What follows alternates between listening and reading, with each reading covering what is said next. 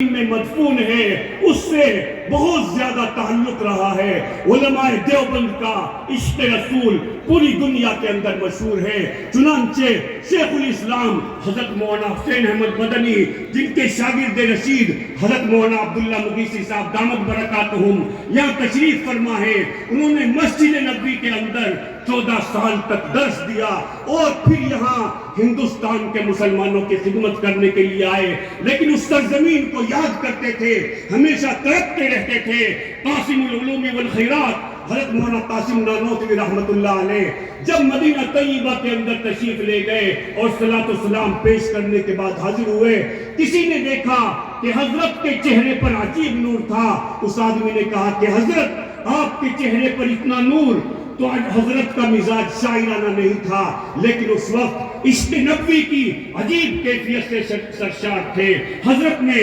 اشعار کے اندر جواب دیا، حضرت نے فرمایا کہ میرے آقا کا مجھ پر عجب کرم تھا، میرے آقا کا مجھ پر عجب کرم تھا، دامن بھر دیا پھیلانے سے پہلے، یہ کرم در کرم کا عجب سلسلہ ہے، یہ کرم در کرم کا عجب سلسلہ ہے، نشہ رنگ لایا پلانے سے پہلے۔ پھر ایک طرف کھڑے ہو کر کے دعائیہ اشعار پڑھے، سلامت رہے تیرے روزے کا منظر، سلامت رہے تیرے روزے کا منظر، چمکتی رہے تیرے روزے کی جالی، ہمیں بھی آتا ہو وہ شوق بوزر، ہمیں بھی آتا ہو وہ جذبہ بلالی۔ تو آج اس روح